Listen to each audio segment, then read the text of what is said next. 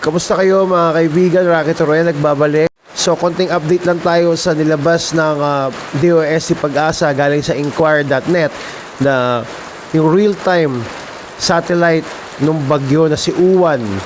Halos makikita dito na halos hindi na makita ang buong Pilipinas. At satellite na lang ng Manila, Cebu at Davao ang nakikita. So grabe no, as of 4:15 PM nananalasa itong bagyo at nararamdaman na dito.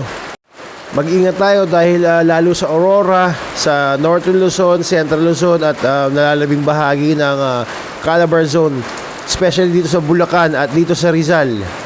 And ito yung medyo nakakakaba kasi kailan paggabi, sabi nga sa Pag-asa hindi pa ito yung pinaka-part ng bagyo talaga. Ito pa lang yung sa buntot.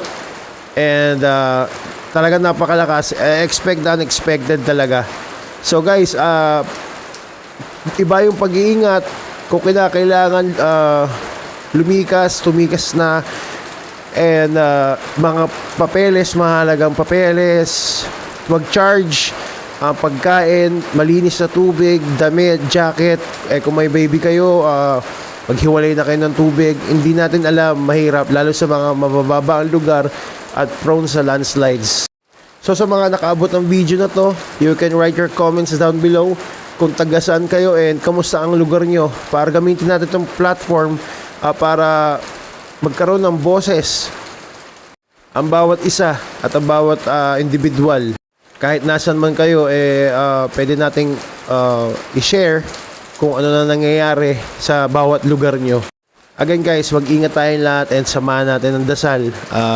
God bless everyone.